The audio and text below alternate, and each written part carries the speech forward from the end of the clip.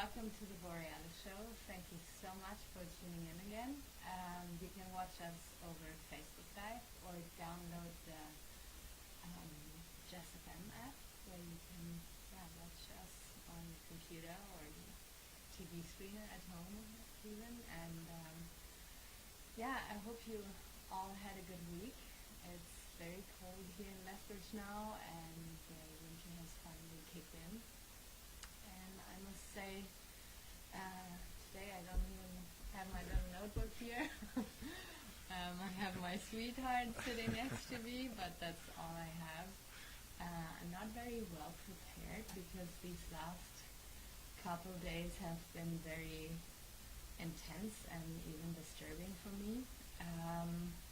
But I know it will be a good show, and maybe we can also just have a good flow. We will have a good flow, but I can also throw out a little disclaimer there that there might be some swearing coming up today, but maybe not. I'm just taking precautions here. So I think what was working my mind the most today and yesterday is this Gillette advertisement, and then all the hatred and discussion that it started.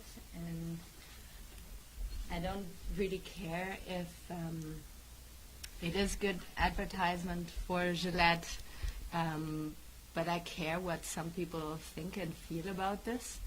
So there has been huge discussions about toxic masculinity, and it really made me think because I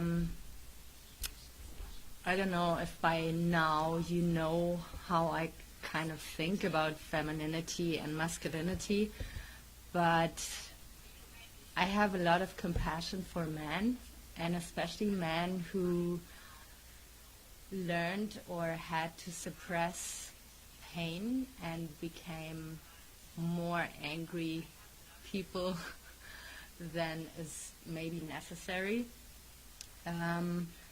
I've been through a lot in my life, and it's, for me now, it's a blessing that I experienced abuse with a person that I really loved and I knew I couldn't leave,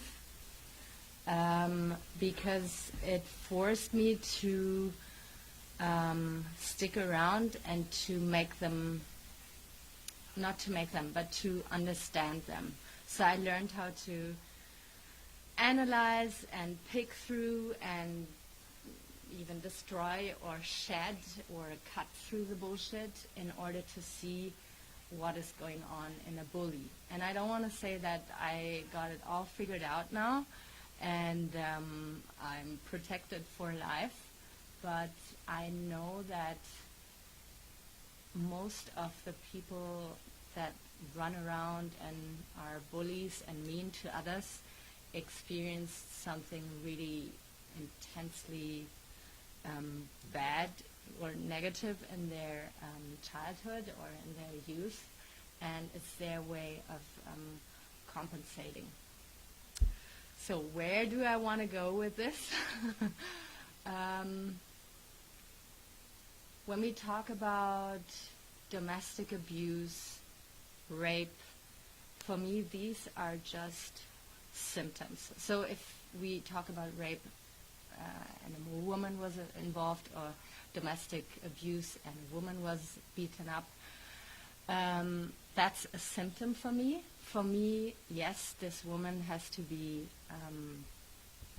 treated or being put in a safe environment, but we have to have a look at the guy in this situation. And it's not about masculinity and femininity now, it's just a simple situation that I'm picking out here. Because it's this guy who must have had a buildup of negative emotions, must have felt neglected, pushed into a corner, or whatsoever, and his reaction is really, really bad and has to be addressed, that's for sure, but he also has to be helped. This is also why I'm such a passionate believer in prison farming, because I feel that people who commit crimes have to be healed and not punished. It's punishment enough to be taken out of society and put into a cell, but it's not going to heal you. And if you know you got to come out at some point, then how can you, reintegrate yourself and be a productive part of the society? So when this whole discussion about toxic masculinity came up, and guys were getting so worked up and angry, and we're so tired of being told how we are supposed to behave and how we should treat women, and I just thought to myself, why is there so much anger? I want to understand it. And maybe it's these guys who were treated badly in the past, and especially by women, because I know there's women out there who treat their husbands or boyfriends or brothers really badly. And maybe I'm the first woman and the last woman who's going to admit this, but I know that I have treated guys really poorly too, because I was insecure, because I was felt being pushed into a corner, because I was intimidated. And as a woman, you don't think about physical aggression. First thing you do is making him feel insecure, making him feel jealous. And physical abuse is then the last thing you want to, how do you say, take into account.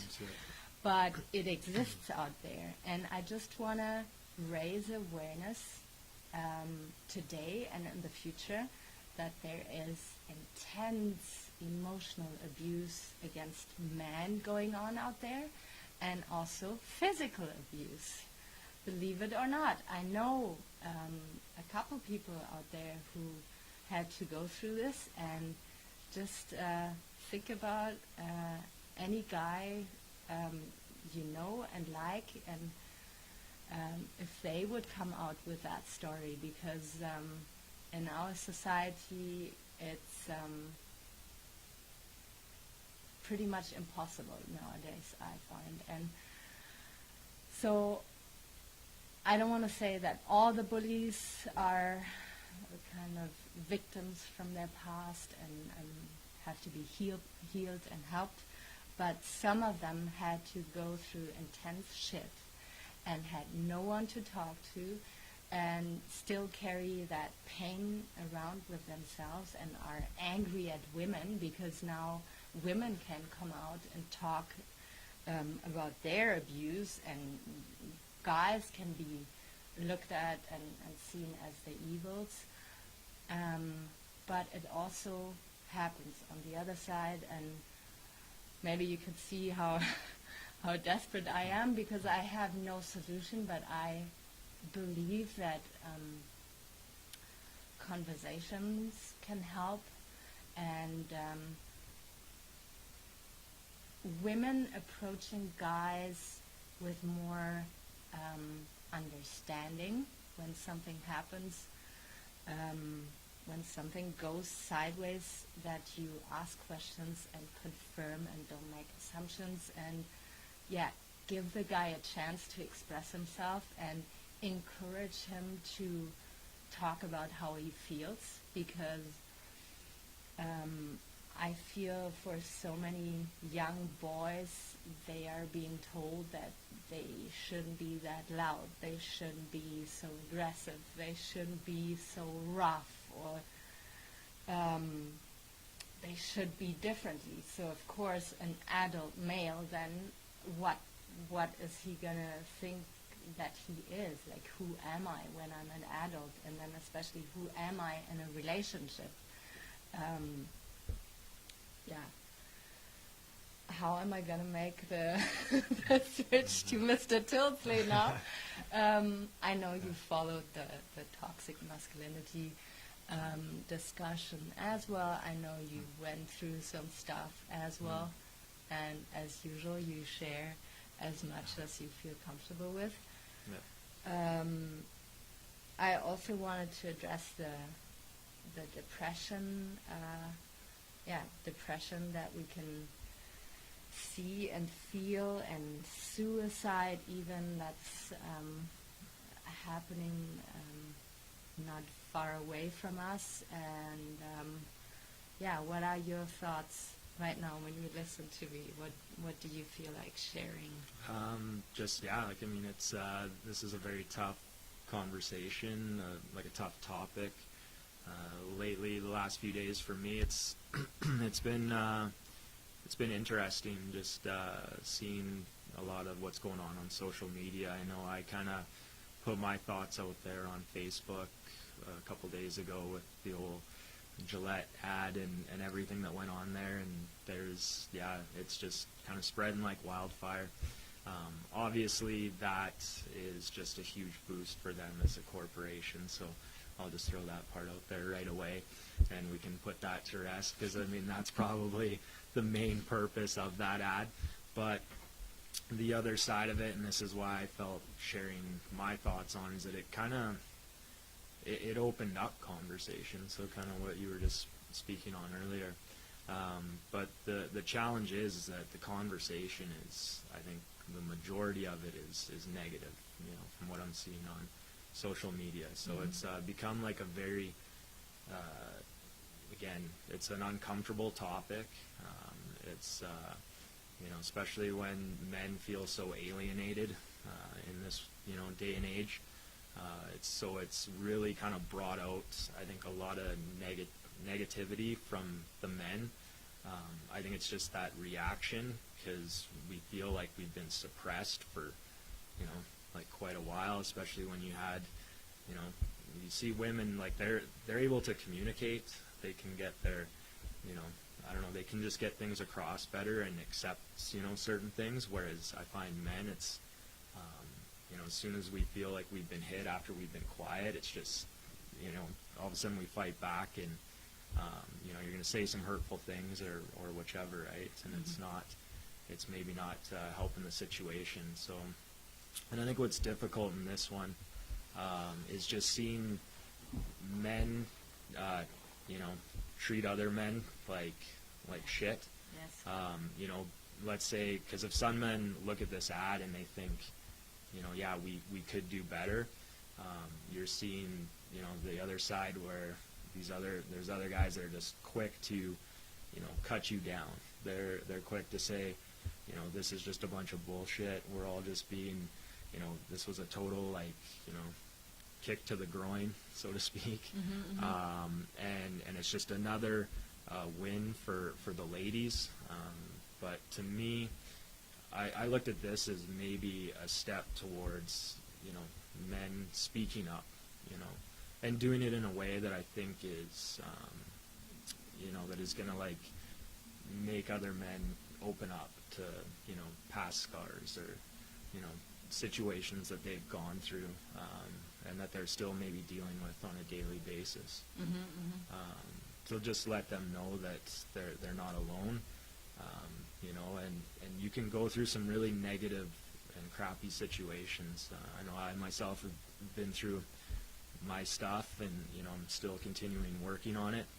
I'll maybe get into that a little bit more here a little bit later, but for right now, it's just trying to maybe get guys to see it, and how do we respond in a way that's not so negative, because you had these women marches, right, where it's Me Too, and they're all sticking up for one another. It's kind of a nice thing to see. Don't get me wrong, they also need to do that in a positive way. I remember when I saw the women's marches, I thought, yes, this is awesome, like this is cool to see. But I also felt like, okay, like also some women, how they're sending out their message, right? Is it just going to, fuel, more like, hardcore feminists, right? Or women that were kind of like fence sitters, right? And now they're just like going to be, hardcore feminists, right? Because they're hearing these, they're hearing these hard stories. These people open up to, whether it was sexual abuse, physical abuse, like rape, like topics where you wish nobody had to experience that in their life, right? But the sad reality is that we were actually at a book launch of a local author in town here who I actually know. Her name is Kathy Hunt there, and her book's called Scars Among Us. And I know you and I, when we were sitting there, it was amazing to just hear her share her story and put that out, especially in a book, like out on paper, and share her experience. And and I know that I'm really looking forward to reading that book. But I'm also, like I say, a big fan of that she's been able to put that out, like I say, in a book, and it's very, like she told us, it's not like a feel-good book, obviously. Some of the reviews that she's been getting, it's she's made people feel kind of uncomfortable, but it's like, again, what she said was get comfortable being uncomfortable, because that's the only way you're going to maybe face these demons or these situations and come out on the other side of it in a positive way. So kind of like you said earlier, where people are really being bullies, they're not really being part of the solution, right? They're saying a lot of harmful things because they must have experienced something along those lines, whether it was with a girlfriend, a wife, or whichever. They feel, now they have grounds to be on the defense, right? And just come out with that aggression, that anger, and when guys, that's the other thing with guys, is that, so when they see another guy talk, saying, well, this ad, we really need to maybe reevaluate how we treat women, what's going on. Like I say, it's right away, it becomes a fight. It just gets called out instantly. And then, if the one guy comes out the winner, good, but then the other guy comes out the loser, and it's just like trying to like shame like another guy. And like I say, I think it's hard to see that going on right now. When I think like the starting point, and I've said this in other episodes, is talking and being able to open up and share, stories and feel comfortable doing that. So among guys. Yeah, among guys. Yeah. Yeah, because I think I talked about it in one of my first shows. When girls go through a breakup, then they have their girlfriends as support and ice cream and Netflix. And when guys go through a breakup, there's the odd one who has really good friends who then comes and listens to them and really lets him sit in grief. Most of the time it's, come on, I'm going to distract you, don't be such a whiny douchebag. Well, we're going to go to the bar and we're going to treat women like they show in that ad, right? Yeah. We're going to go to the bar and you're going to try and take a girl home, and you're just going to be that, you're going to be that guy, right? Yeah, because, I feel that it's different for a guy to acknowledge that he's being in pain and that he has to heal and has to sit in sadness before he can move on, and because society doesn't really allow him. You have to function, you have to wake up the next morning and you have to make your money because you have to pay your mortgage. You have your girlfriend or your wife in your neck, or your kids, or your parents, or your siblings, and it's all different when you are a girl. When you are a girl and you're being sad, then it's close to being pampered, and which is super awesome. I benefited from it hugely, but there was it was not a specific day when I realized, oh my God, but how do my brothers out there go about it, and why are you guys so angry, and why do you guys have such a shitty way to express yourselves when you are in pain? Well, and I think there's social pressures, right? Like as well. So like that men face those things just like women, right? But again, we don't talk about those things. So when you see, it's no different. You see like a cologne commercial, and you see a guy like a model dude, right? And you know, so men see that we have to, you know, look a certain way too. That we also have to have a lot of money. We got to have the car. We got to have the house, right? You got to have the girl. Like you got to have, you know, you have to have all these things. Like, you know, and you see it on TV, on social media. You see it through everything. And I know we just haven't. Guys, again, it's just we just shut up, and then when we're hurt and you're suffering, it's not manly to talk up. It's not a guy thing to do, to share your emotions, to share your feelings. Instead, it's let's go to the bar, let's go gambling, let's go drinking, let's go talk about sports, let's talk about everything else but the problem, right? And again, because I don't know, we're just supposed to be like recovery heroes. We're supposed to just like, you know, bounce back. And but then I think what happens there is that when you kind of suppress all that through, you know, the drinking, the drugs, all that, that's where addiction comes into play. Or, you know, again, you start building up like walls. You start building up major walls, and then you start to perceive everyone else. So it's how guys feel right now with that commercial, that you know, men have all been painted with this same brush. You know, guys then, you know, when they go through shit with girls, they then, you know, they'll probably, you know, paint them with that same brush. Think that, you know, they're all out there to hurt me, right? They're all out there to, you know, take something, right? And and you, like say, you don't actually deal with it, and try and, like say, get over it in a healthy way through talking. No, and you will always attract the same kind of people and will be disappointed the same way. I mean, I had to go through it, and after, I experienced abuse, I thought, I'm healed now, I'm going to move on, I'm going to open up to a relationship, and I didn't realize that I was still so in pain and hating men. I just wanted a relationship, but I didn't want to let this person close to me, and I can see that a guy would do the same thing. When he's heard from his ex and meets a new girl, then he's gonna, now I'm gonna get my needs met, and I'm gonna make her feel shitty, but not consciously at times, but even subconsciously. And it's also how guys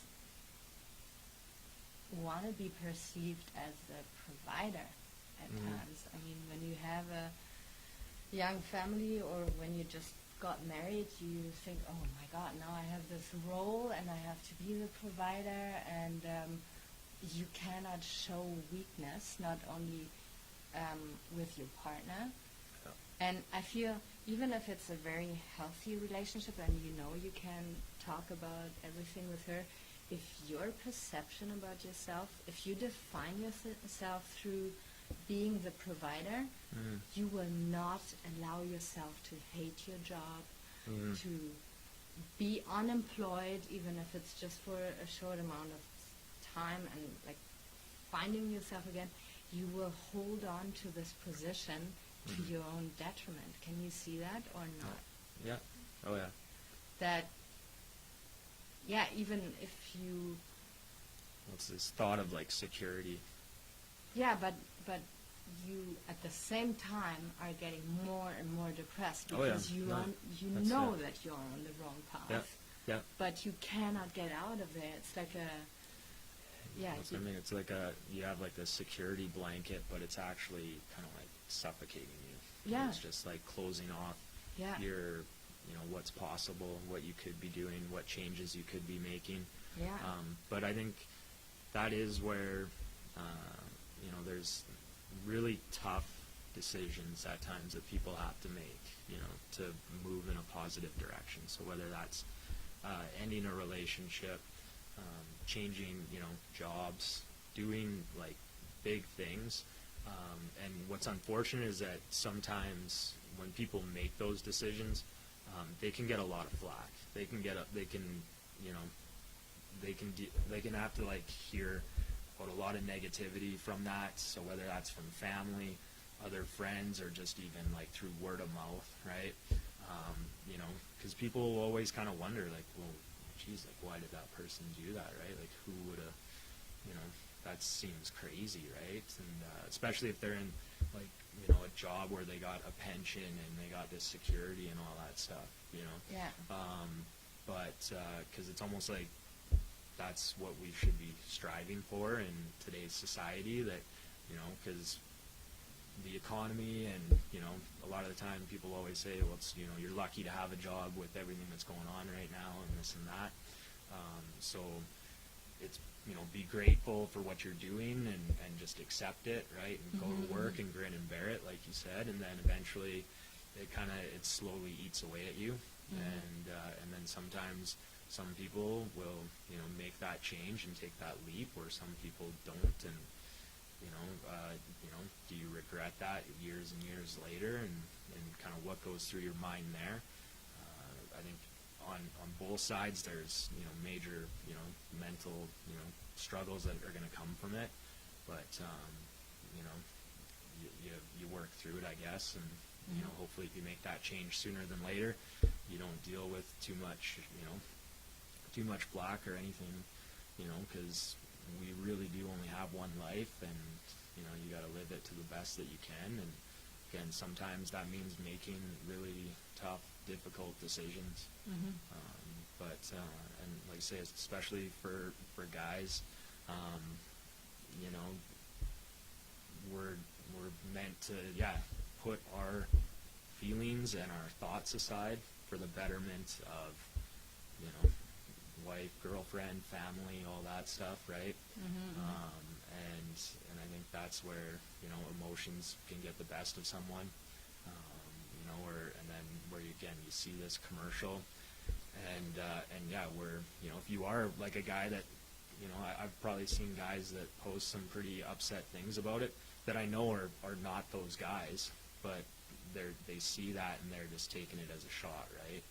And it's kind of unfortunate because it makes you, I don't know, it can change people's perception. I had someone comment on my post and just said it takes a lot of guts to say what you said, and I don't know, I felt like I needed to voice my opinion. I don't really do it often on there, and it was like a thesis paper. My dad made fun of me, but because it just seemed like it was going all over the map. But that's just, I guess, how my brain functions, and it can work in a weird way. But I just want to try and see, understand why people are upset about it, especially the guys. So the ones that feel impacted by it in a negative way, and then I want to understand to the other guys that are like, this is actually not as bad, right? It's not that big of a deal. It's maybe it's a step towards, again, a little bit of growth for guys in terms of opening up, and kind of at the end of my post, I kind of wrote #us too, and that's because I'm like, maybe 2019, guys will maybe get together and think about trying to open up and kind of bring down some walls and share feelings, and that it's okay, and and then hopefully it kind of just goes forward from there. But I think the problem is that you'll have like these manly men that are just so, I guess, they have complete immunity of being emotionally hurt, but I find a hard time believing that. I think no matter how tough you are, eventually somewhere along the lines you're going to get emotional, or you're going to go through something difficult. And that's just the way life goes, right? So, I mean, while it's all roses and you feel good about yourself and that you know, you're impenetrable to stuff, I think eventually that day comes and it hits you, and then, yeah, you either one, you'll maybe feel a little bit of regret or have a little empathy towards other people. You know, again, I always kind of wish for people to not go through real difficult situations and things like that. But the reality is that that's not possible. And I think, you know, when we experience really hard times, you know, it's good in a sense because it builds empathy towards other people. And I think that's something that I definitely am always, I have a lot of empathy towards anyone, you know, even more now given kind of the things that I've been through, and I always just want to try and, you know, help people to the best of my ability, whether that's talking, again, on your show and trying to, you know, just share and be as open and honest and hope that that helps someone, because I get it. As a man, I think probably over the last 12 years of my life, I've felt pretty alone. I've felt pretty beat up and pushed into a corner for you know, things that I've done in my life, and yeah, it's been over a decade, and it's time to you know, at least just kind of talk about it. It's not an easy thing to do. You know, I'm definitely trying to change things and look at things in a better, like, perspective. I'm doing things that some guys would think is, you know, just what women should be doing, or things like that, like yoga. You know, my hair is getting longer and growing it out. I'm gonna probably put it in a man bun just to, like, piss people off, and you know, but yeah, it's tough because you know, you have all these, you know, yeah, you have all these things inside, and you're trying to let it out and get people to hear you, especially my family. I know that was something that was really tough for me, you know, given some of my life story and situations. You know, when my son was born, that really changed things, and that's where I mean, you know, it's 12 years here later, and yeah, and it's been a long road, and through that process, I've, you know, my family and what's going on there, it's created a lot of difficulty, and I know more than ever now, I've wanted to, you know, rebuild, you know, a connection with my dad, you know, like, kind of get into a new path and be able to, you know, move forward, because it's been a long, difficult process, and you know, again, you know, him and I, we probably don't talk as much as we should, but I know that you know, we care about each other a lot. Yeah, I know that too. Yeah. Thanks so much for sharing all this. I mean, I didn't expect that. Yeah, no, it's... And, yeah, no. Yeah, no, it's, like I said, you know, I think I've just gotten really tired, and then, like I say, seeing what's going on in the world and on social media, and just seeing other guys beat up on other guys, you know, for just trying to maybe, like, again, what defines a man in today's society? Like, because I'd really love to know, because I'm not an expert, and I don't think anyone else is, and how do we then, like, you know, point the finger at guys, or just try and belittle other guys, Mm-hmm. you know, because they're not doing what, you know, we're not maybe living life like our fathers did or our grandfathers did. You know, the thing is, you know, the world's changing, and you know, here we have, again, the internet and a platform to share and feel heard and all that kind of stuff, but yet we have so many young, you know, young men that are committing suicide, 45 and under, because again, they're depressed. They feel alone. They feel, again, there's no one to talk to. So how does that change? How does that get better? Like I said, I don't really have an answer, and I mean, I know I talked about that in March and kind of saying us too, and maybe that's something that eventually, guys will want to do, and it's not that it's us being a bunch of babies and getting emotional on an interview like I am.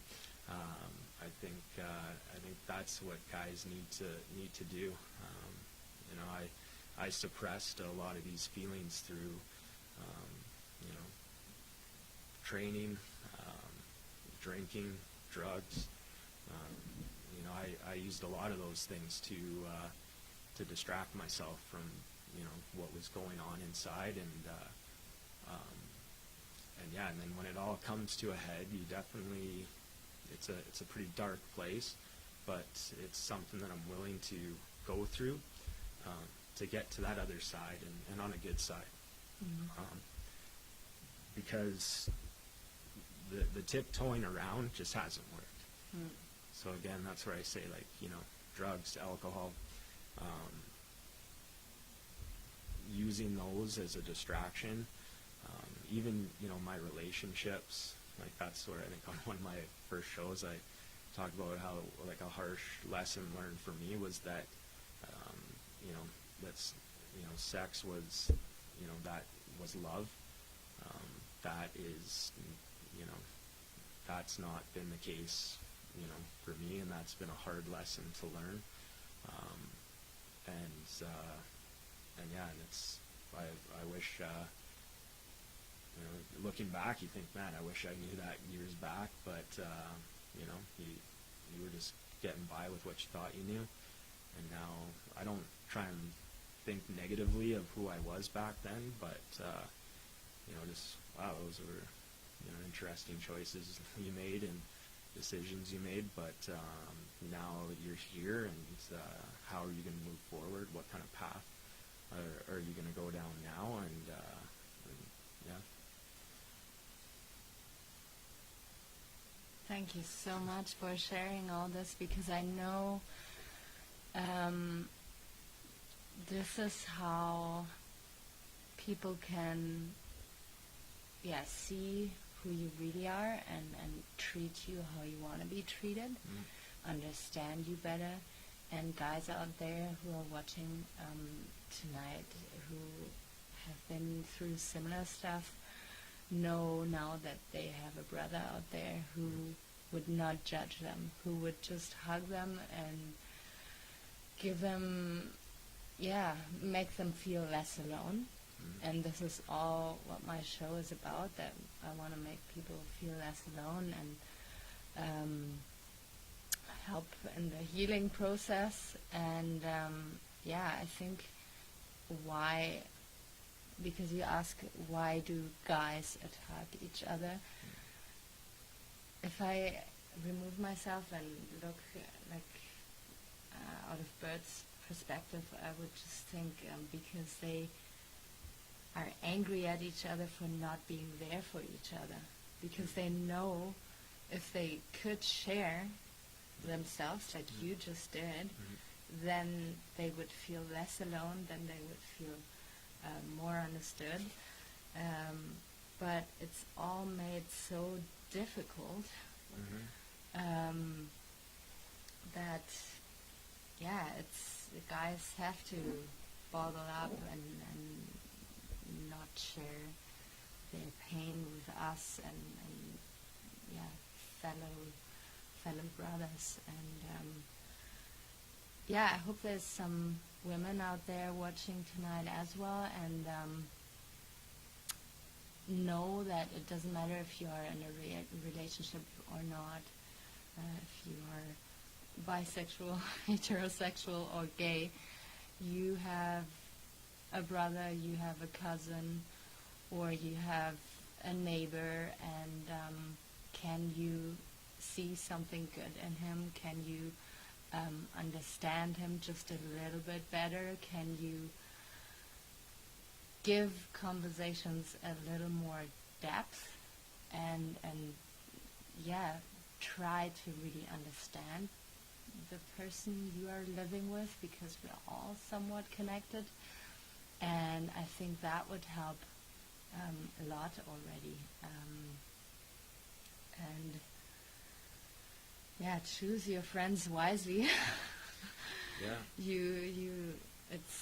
It's hard to make new friends in a little town like here, especially if you've been here for so long, but it is possible.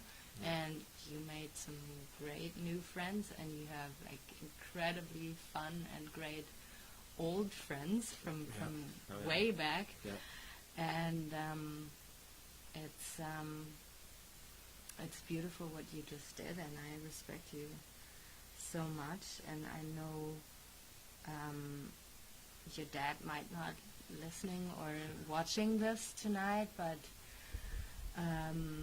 he grew up in a different world. He had to build up different walls than you had to, and you are breaking yours down now, and are being a great example for young boys and for your son and for generations to come. And I believe masculinity is kindness, ultimate kindness, a kindness that cuts through bullshit, that is not, cannot be intimidated by aggression, because aggression is just for me, aggression is the tool of the weak, someone who feels intimidated or feels insecure. So someone who can be unconditionally kind is so extremely powerful. Mm-hmm. And I know you have a lot of kindness in you. And I know it's not been destroyed. It's still there. We are digging it out.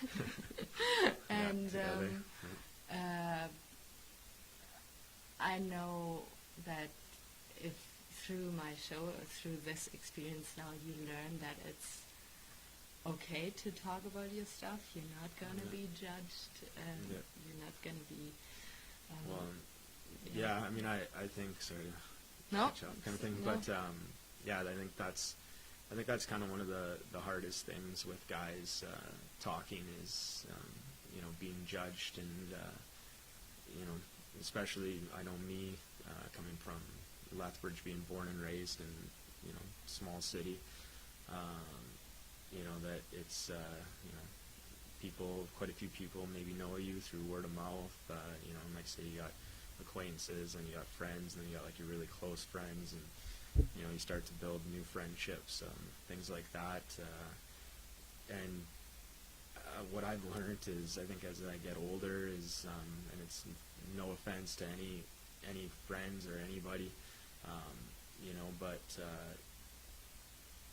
I'm learning to not care about, if people want to listen to what I say, if it's positive or negative. I'm not saying anything to try and make new friends or make people, especially because, again, here there could be people that perceive you as a negative person or anything like that. And so I think that also brings forth that challenge of actually trying to speak up for yourself in a way, but doing it in a way that's not confrontational, not trying to, hurt other people,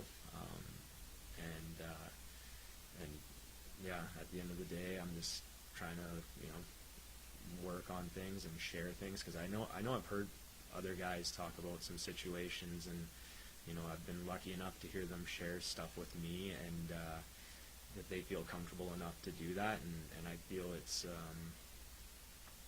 unfortunate that we can just share it amongst, face-to-face conversation, where it maybe sometimes, like say, no guy is going to kind of go in front of, no guy is going to go out in front or, call up the cops or something if they're ever experiencing like physical abuse or anything like that. And we just assume that, that's okay or whichever. And that's, I hear this from other guys too at times, and it's, I don't think we really maybe understand how it impacts us. It's, I know how, women, how it impacts them and that, but again, for men, it's not, we don't talk about it because, and then here you see this movement with the Gillette thing and guys getting so fired up and angry because you just see, guys that are getting called out for sexual assault and, on the hook for maybe even going to jail, right? And then all of a sudden they did nothing, right? And then you see them like break down in court. Like it's that feeling of like complete, like you're at like your weakest, like you're like so, and that's got to be such a like shitty place to be, when you know that did not take place, and yet that's where the justice system and stuff is it's definitely, we always have that saying, guilty until proven innocent or whichever, right? But it's still like a system that, for guys, they would say it's biased and, towards the females and all that, and that, again, is, where I think some guys get really fired up about, this ad and stuff like that, right? Because they see these, some of these college athletes and guys like this that are, almost like, you're talking about someone's life, like when you are going to accuse someone of something like that, right? And yeah. Yeah, I know, but that's also why so many women, I mean, me included, I shut up for 10 years. That's why some of us don't come out and sit in our pain, because we know that people might not believe us. Yep. So I don't know exactly I don't know what it's it's so intense, but I don't have any solution. Yeah. It's but all I can say is that I want to approach all this with curiosity. I want to understand. I want to understand where these aggressive guys are coming from and what they had to go through, what experiences they made. And yeah, I understand you now way better and expressing yourself. And this is all what we can do. Yep. Yeah, no, it's, and yeah, what is like the modern man, or what is, I think that's, where guys are calling out other guys because they'll say, yeah, this ad, there's some truth to it, and then, another guy will quickly come back and say, well, what do you, like, how do you depict a man, right? And, I mean, that question there, that's just like, that's just a rabbit hole question, no different than what defines a woman, like in today's day and age too, right? Yeah. Like, because you're seeing, it's different. Everyone's perception is different, right? So you're never gonna get a straight answer, and again, so that's the problem, is that where a lot of men are feeling, alienated, and so whether it's this commercial or even men that are doing things that guys, throw out that comment where it's, not a man thing to do, like what makes that guy less of a man if he does something that's like, let's say, dance, or he does yoga, or he does, I don't understand that, because I mean, you're seeing, again, if you're a guy and you're sitting back, like, you're seeing women come into these, sports and, growing, like, they're playing, again, man sports. One thing I always remember talking about was, women's women's hockey. I don't understand why women can't hit in hockey. Men can, but women can't, which I find is very interesting. What do you mean? So they can't, you can't body check the other girl, like, to get the puck, or, so if you're, so like in rugby, like Yeah. women can hit in rugby, right? Okay. It's like the rules are very much the same as men's rugby. But when it's ice hockey, women, like, yeah. Oh, I had no idea.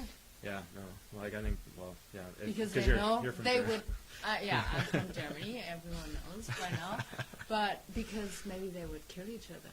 Because you know how they say, like, among dogs, like, Yeah, I don't male know. dogs would Yeah. just, like, injure itself, and females would, like, really go until Yeah, the well, end. I don't know, yeah. But I mean, there's refs out there, and they got it's just like guys, No, right? but not even a ref would separate two girls that hate each other. Yeah, but I mean, yeah. That's the Yeah, reason. So, I mean, yeah, it's they're women are. I go and I do jujitsu, and it's awesome because they have an only women's jujitsu class at the place I go to, and But that makes sense. and so. and yeah, and even at other gyms that teach jujitsu, like they're bringing it out to women, and it's great. Like that's why not? And I mean, and so why can't guys go to like a yoga studio and do yoga without getting mocked or They can, and Yeah, I you know. don't get mocked. No, I know I don't. I'm just saying. I know some guys take flack. I mean, I'll have guys, throw jabs at me in the dressing room about it, maybe or whatever. But Still? yeah, not anymore, but used to. And then I think because now a lot of the time, it's interesting to me because I have friends that they go to the gym and they train hard. And I guess this is getting into the training part of our talk, but Well, that's for the yeah, next show. the next show, okay. But I'll just give a little taster of it. But they'll ask me what I'm doing, and I tell them, like yoga and and hockey and jujitsu and that, and it's almost it's like an answer that they don't really want to hear in a way because we're so conditioned to thinking that we have to go to the gym, we have to lift weights, we have to work out a specific way, right? And that in part makes us look a certain way, right? So if you're not lifting weights, then and you're not running your ass on the elliptical or treadmill, right? Then you're not doing exercise, fitness right, or whatever you want to call it. So that'll be I guess our next conversation and a good one, I'm sure. But do you think you hopefully are... not as emotional as this one. But Oh, please, please, Yeah. you can feel safe here. Yeah.